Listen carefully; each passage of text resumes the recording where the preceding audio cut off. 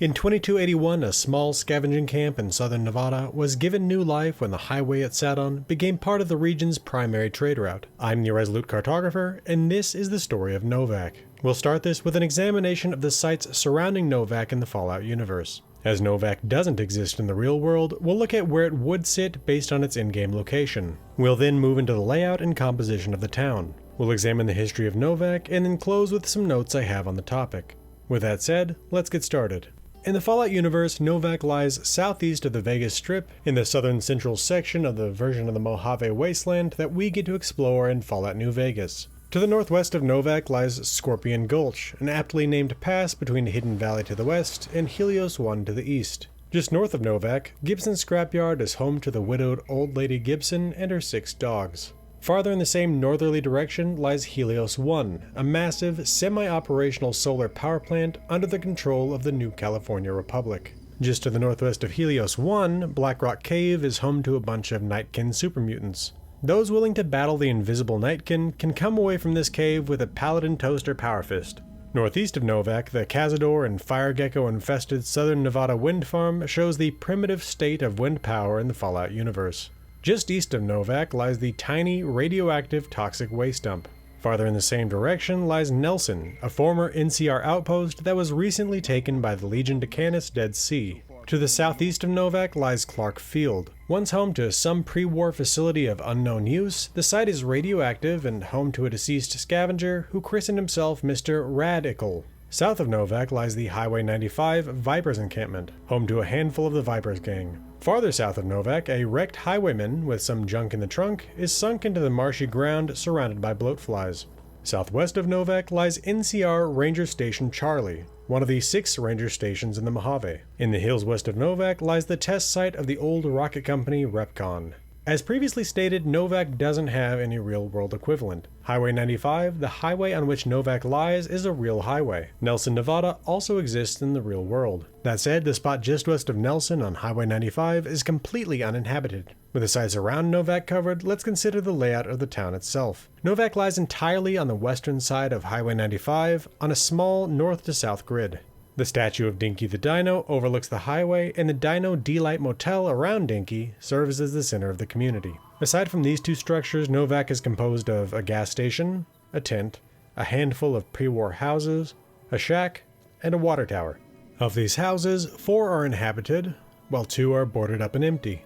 On to the history of Novac in the Fallout universe. Though we don't have any direct records of the origins of Novac, it's clear that before the war it was a small tourist trap on Highway 95. Travelers on their way north or south from Las Vegas could stop for gas or spend the night. They could purchase a dinosaur figurine to remind themselves of the dinosaur statue and its second-place record-sized thermometer. Despite its proximity to the Repcon test site, a likely target in the event of a nuclear war, the small desert community was spared a direct strike by the bombs on Saturday, October 23rd, 2077. The crater at nearby Black Mountain was also likely too far north to have showered them with fallout. Regardless of this, without tourist traffic to sustain the community, it appears to have collapsed after the bombs. Whether the area was completely abandoned after the war or not, I can't say, but it seems to have been fairly empty for the next near 200 years. In 2274, the forces of the New California Republic came east. They seized the Hoover Dam and began to annex the Mojave. Since their arrival, the one-time tourist town became a scavenging camp that used the nearby Repcon facility as a source of merchandise. Regardless of what, if anything, the community called itself before the war, it received its post-war name from the partially destroyed no vacancy sign on the motel. In 2277, the New California Republic was confronted by a band of united tribes known as Caesar's Legion that came west from Arizona. After narrowly holding the dam against the Legion's forces in the Battle of Hoover Dam, the NCR moved quickly to reinforce their position in the region. Initially, the Republic moved troops and supplies to the Mojave via 2 routes, one through Death Valley and another up Interstate 15. Unfortunately, the route through Death Valley was made impassable due to an event in the town of Hopeville. That incident turned the most direct route from the NCR to New Vegas into a horror show known as the Divide. Toward the end of summer 2281, the path along I-15 was also made impassable by 2 incidents. Prison laborers at the New California Republic Correctional Facility in Jean, Nevada staged a breakout. Using blasting supplies they stashed away while working on the railroad, the convicts managed to seize control of the prison. After stealing further blasting supplies from the quarry in Sloan, Nevada, the escaped convicts became known as the Powder Gangers. The Powder Gangers claimed the territory around their former prison and began to attack caravans along I-15. As bad as this was, that same quarry that served as the source of the Powder Gangers' explosives then suffered a deathclaw infestation.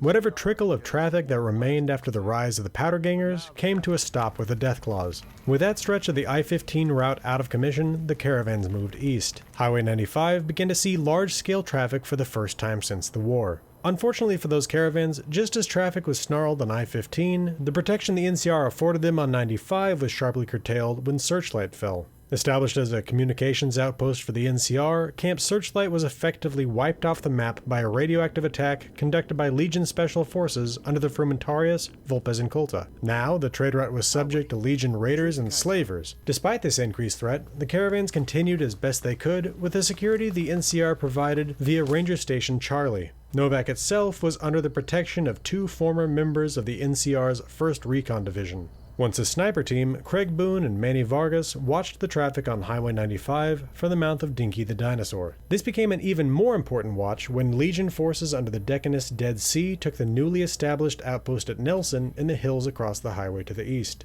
It wasn't long after the fall of Searchlight and Nelson that a former courier with the Mojave Express arrived in Novac. The courier was hunting a man in a checkered suit, a man who had robbed them, shot them in the head, and left them buried in a shallow grave. This pursuit had just brought them from Good Springs to Prim to Nipton to Searchlight, and now to the small community that lay in the shadow of Dinky the Dinosaur. As they strode into town, they were amazed to see a familiar face. Victor, the Securitron robot that had saved their life in Good Springs. Victor claimed to be on his way to New Vegas, though he couldn't explain why he felt drawn to make the trip. Hoping for some information on the man in the checkered suit, the courier left Victor behind and started down the road to the first person they saw, Nobark Noonan. It rapidly became clear that Nobark Noonan had a few screws loose. When asked about the man in the checkered suit, he explained that a checkered suit worked as camouflage against aliens that can't see checkers, a sentiment that he had related to the man in the checkered suit himself. Nobark told the courier how this man had spoken with the mustachioed sniper in the dinosaur statue. Despite the colorful commentary, the courier made a note to meet the man in the watchtower before asking Nobark what else was going on in the area.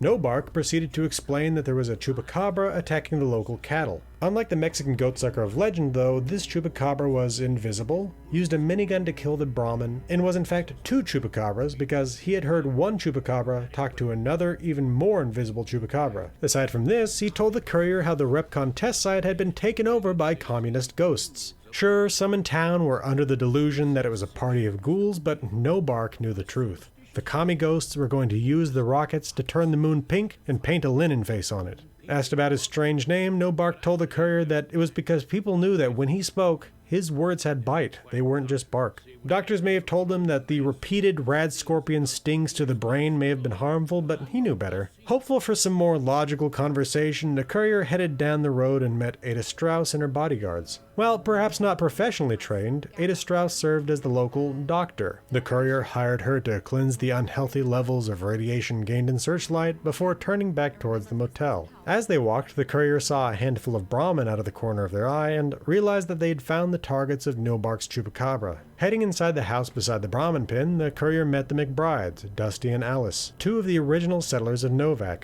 They weren't terribly social people, but were friendly enough when they were called on by their neighbors. The McBrides were able to explain their situation in a slightly less supernatural way than Nobark had. Over the past few days, the ranch had received a visitor every midnight. This visitor had come from the west and would kill a single Brahmin and then leave into the night once more. They didn't eat the Brahmin, they didn't take it with them, they just killed it. When asked for more details on the attacker, Dusty explained that he hadn't gone outside during the attacks to see what was going on. He felt that his life was more valuable than a few Brahmin, and was currently just hoping that the killer would move on before slaughtering the entire herd. Determined to help the old ranchers, the courier decided that they would deal with this cattle killer for the McBrides before moving on. Before heading out, the courier asked Alice McBride if she knew where Nobark's name had come from. She didn't know for certain, but she was pretty sure it was slang for crazy, as in not all their dogs are barking, or in Nobark's case, none were. Because it was getting late in the day, but their midnight stakeout was still a few hours away, the courier decided to take a room at the motel. Heading into the motel office, they met Jeannie Mae Crawford, proprietor of the establishment. Something of a leader for the community, she referred to her town as a little desert oasis. When asked about the problems Novac faced, she warned the courier about sinister characters at the Repcon facility out west and praised the snipers that watched the road and kept the community safe from the slavers in Nelson. The courier asked about taking a room at the motel, and Jeannie Mae offered a room in practical perpetuity for the low price of 100 caps. The courier took the deal and headed upstairs to what could be considered a new home. After resting for a few hours, the courier headed out into the night and down to the McBride's place. Once they'd taken a defensive position, the courier watched the darkened hills to the west.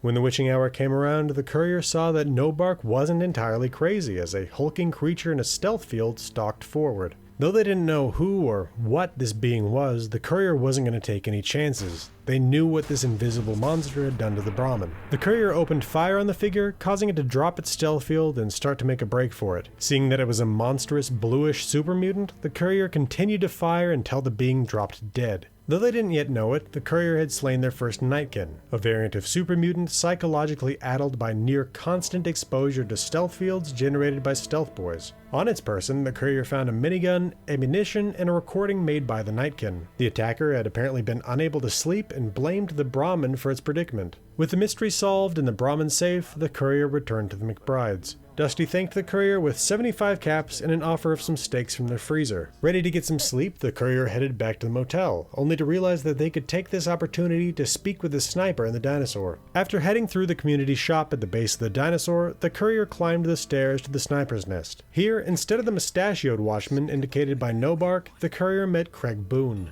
Initially hostile to their entry, Boone asked the courier for a favor. He claimed that his wife was dead. She'd been captured by the Legion and taken as a slave. Though the courier suggested that she may still be alive somewhere, Boone repeated that she was dead. He needed to know who was behind the abduction. The slavers had come in the night, avoiding his watch, and taken only his wife. They had to have had help on the inside. After what they'd seen the Legion do in Nipton and Searchlight, and having met the slave master of Cottonwood Cove, the courier agreed to help. Boone gave the courier his beret and told them to investigate the abduction and bring the guilty party in front of the dinosaur when he was on watch. Putting on the beret would be the sign to shoot. Leaving Boone behind, the courier returned to their room and slept through the night. The next morning, they began their investigation into the disappearance of Carla Boone. Their own revenge could wait. They spoke first with Ranger Andy, a retired NCR ranger that made Novac his home. In speaking to Ranger Andy in his bungalow, he told the courier about how the Legion had practically crippled him by using a child to drop a grenade at his feet. Though he felt useless in his condition, he tried to speak with the local rangers at Ranger Station Charlie when he got the opportunity, although they hadn't called him back the past couple of days. When the courier attempted to cheer him up, telling him that the wisdom he shared given all his life experience was surely valued, the old ranger thanked them by training them in the means of knocking one's opponent to the ground. The courier asked what Ranger Andy knew of Carla Boone, and he related that she'd been beautiful but was matter-of-fact to the point of being rude. Craig Boone loved his wife and had been incredibly proud to be her husband. Though she loved him back, it seemed that Carla felt that she was bigger than Novac and would have been happy to move on and leave the community behind. As the courier prepared to leave the Rangers' bungalow, he asked them to check in on Ranger Station Charlie. The Rangers were amazing fighters, and it could well be that they were just too busy to return his radio call, but he was worried. The courier agreed and headed out the door. They planned to check out the station, but they wanted to make some real progress on the Carla Boone investigation first. Outside, the courier saw the other sniper heading for Dinky and decided to check in with him, both regarding Carla Boone and on their own hunt. Within the gift shop, the courier met Cliff Briscoe, the proprietor. Though Briscoe started in with a sales pitch for the dino figurines, he quickly relented when it became clear that the courier was more interested in gun sales than in purchasing a scale replica of the dinosaur in which they currently stood. When they told Cliff that Jeannie Mae at the motel had referred them, he was thankful, stating that her referrals had been a big part of driving business his way, and told the courier that he would give them a discount. Moving on to Carla Boone, it was clear that Cliff was not a fan, but he was diplomatic in how he said it. Regardless, he didn't know where she'd gone. Satisfied, the courier headed upstairs to speak with the town's other sniper. In Dinky's mouth, the courier met Manny Vargas, the mustachioed sniper that Nobark Noonan had referred them to the previous afternoon. Manny had grown up on the north side of New Vegas and had been a member of the Great Khans gang before the NCR had recruited him. He had brought his best friend Craig Boone on board when he enlisted, and the two had been a sniper team during their service for the Republic. After they left the army, Manny had convinced Boone to follow him to Novac, where the two had settled down and worked as guards. Before asking about their own concerns, the courier asked about Carla Boone. Manny was not a fan of Carla, and he did not mince his words. He had been happy when she disappeared. Though he had expected Boone to eventually get over it, Boone hadn't spoken to him since that time. While his open hostility to Carla was noted, the courier didn't have any evidence tying Manny to her disappearance, so they turned the conversation to their own quarry. Manny revealed that he did indeed know the man in the checkered suit, but he refused to say anything else unless the courier would help him with a problem at the Repcon facility. Though the new traffic up 95 was proving to be a boon to Novac's economy, scavenging Repcon was still their primary source of income. In recent weeks, scavenging the site had become too dangerous thanks to the arrival of a party of ghouls.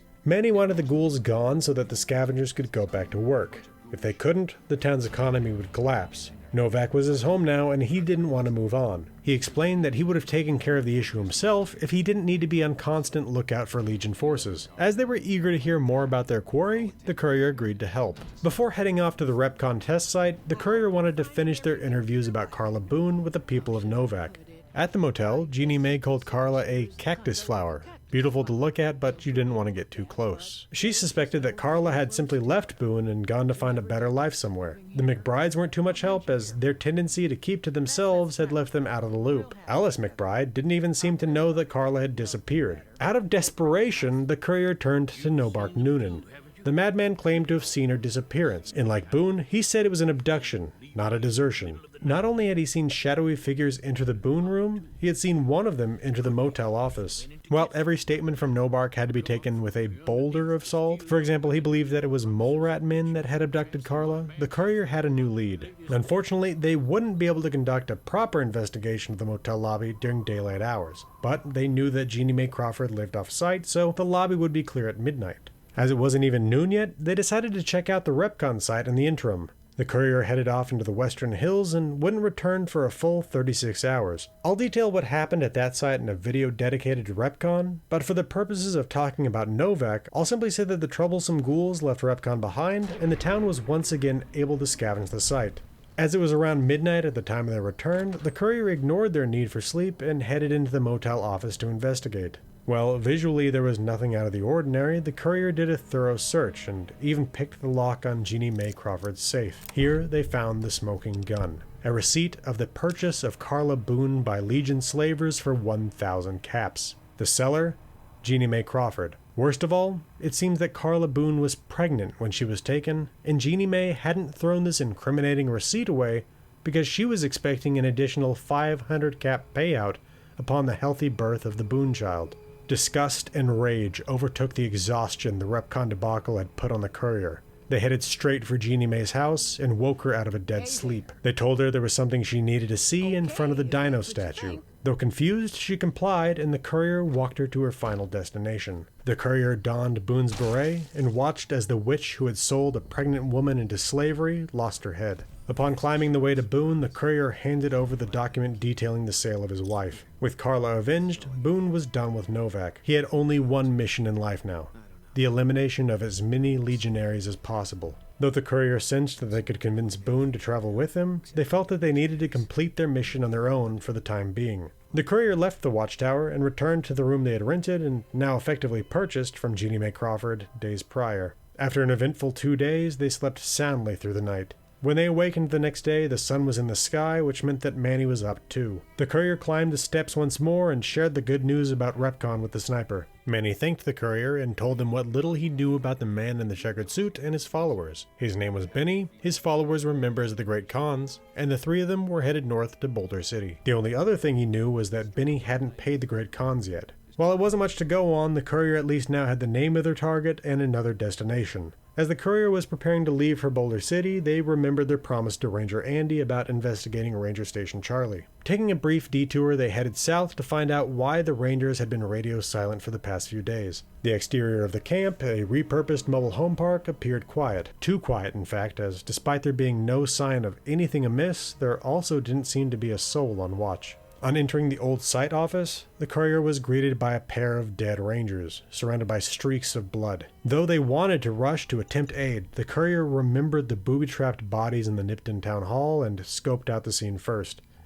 The bodies were indeed traps, as each disguised an armed landmine. After defusing the mines, the courier checked the adjacent room and saw a pair of naked bodies within. Cognizant of the likelihood that these bodies were also trapped, the courier scoped out the room and saw that it too was trapped. A tripwire at the door, and a mine hidden behind fire extinguishers. After disarming the traps, the courier began to search the office for signs of what had happened here. Who killed these rangers and how? 2 tapes told the story. The first tape was of a ranger asking a newly returned to patrol why they were late. From his surprise at the end of the tape and the unclothed rangers in the next room, it was clear that the patrol had been ambushed and that the Legion had taken their uniforms to enter the station unimpeded. The other tape was a warning from the Legion and a message that they had captured one of the female rangers. The courier headed back towards Novac to bring word to Ranger Andy. As terrible a loss as this was for the families of those rangers and for the Republic, it also spelled more trouble for the caravans in the Mojave. The entire stretch of the route was now unguarded from Mojave Outpost to Novac. Ranger Andy was disturbed by the news and lamented the new feeling of insecurity that would spread to Novac with their southern advance unguarded. With the war between the Republic and the Legion returning to the forefront of their mind, the courier turned back to their hunt for Benny, now heading towards Boulder City. Alright, that does it for the story of Novac, but I have some notes on the topic. First, as mentioned in the narrative, I will be producing additional videos and content contained here, specifically on Repcon and Craig Boone. As for Repcon, I will cover the company itself and both the sites in Henderson and the Repcon test site near Novac.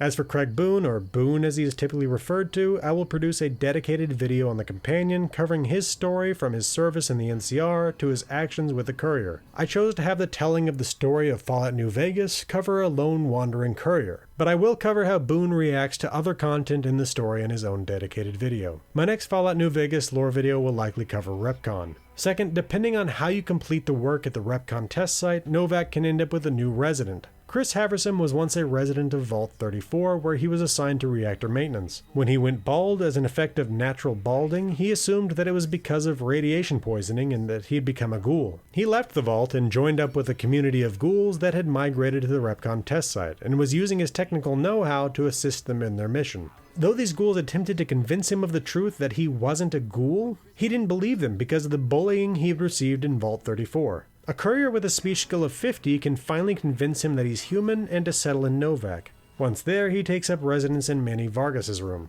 Third, you can bring several different residents of Novac in front of Dinky the Dino other than Jeannie Mae Crawford. In these cases, after Boone shoots them, he'll ask you for evidence of their crime. As there is none, and he just killed an innocent person, he's furious with the courier. Fourth, aside from the content I covered, there are additional quests that can bring the courier to Novac. Starting with classic inspiration, Michelangelo has the courier photograph various sites around the Mojave to provide new inspiration. One such site is Dinky in Novac. Next, Tommy Torini at the Tops Casino on the New Vegas Strip is looking for performance acts in a quest called Talent Pool. One performer who can be recruited is Bruce Isaac of Novac. Bruce Isaac is a singer on the run from the bishops in New Reno, and the prospect of New Vegas security appeals to him. Next, Daisy Whitman, a resident of the Dino D-Light Motel, was once a vertibird pilot working for the Enclave. She can be convinced to return to the last Enclave bunker in the area during the quest for Auld Lang Syne. The last additional quest that can bring the courier to Novac is Old School Ghoul. Raul Tejada, a pre-war ghoul, is trying to figure out how he should live as a 200-plus-year-old. And learning about how Ranger Andy, an older and crippled ranger, lives helps to provide him with some clarity. Fifth, there's a broken unmarked quest in Novac called Strauss Calls. In this quest, the courier would have used Ada Strauss's services to cure their addiction, radiation, and wounds in a single conversation.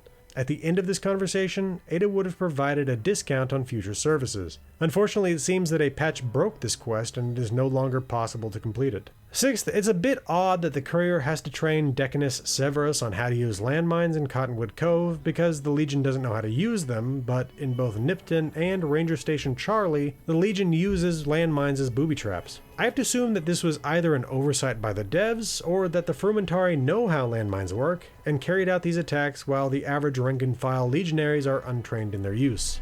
Seventh, there's a ruined house in Novac with signs of a fire and a pair of graves. While standing near these graves, you can hear eerie whispering at times. I didn't find any more of a story attached to this, I just thought it was interesting. Eighth, Dinky the Dino is an in-game representation of the real-world dinosaurs in Cabazon, California. There are two big dino sculptures in Cabazon, Denny, a Brontosaurus, and Mr. Rex, a Tyrannosaurus Rex. Specifically, I believe that Dinky is named for Denny while representing Mr. Rex. Real-world Cabazon is about 160 miles southwest of the site where Novac would be located were it real. I've seen a claim that Dinky represents Shangri-La in Henderson, Nevada, but I don't see the validity in that claim. I just checked out the site on Google Maps and it's a suburban home in Henderson with a bunch of small dinosaur statues on the front lawn.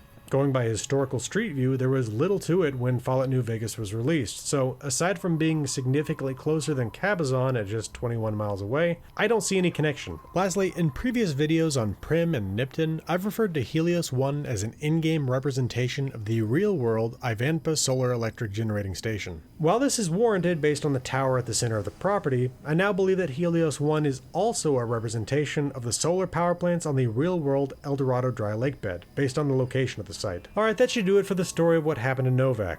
Follow me on X for lore video announcements at Gaming with Maps. My Discord is open to the public, there's a link in the channel's banner. I stream every Friday evening on YouTube, come check it out if you're interested. If you appreciate what I do here and you want to support the channel financially, you can become a member on YouTube or a patron of Patreon. I want to thank my channel members and patrons Mesothelioma, 76 of Texas, Dark Malcontent, Real76, Dr. Orion, Samsung Smart Fridge, Night Spearhead, Ahotep, Despy, Chris G059, Electric Head, and Hero Cunning for their support. I also want to specifically thank Dark Malcontent for helping with his video script. This has been the Irresolute Cartographer. Thanks for watching. I'll see you again next time.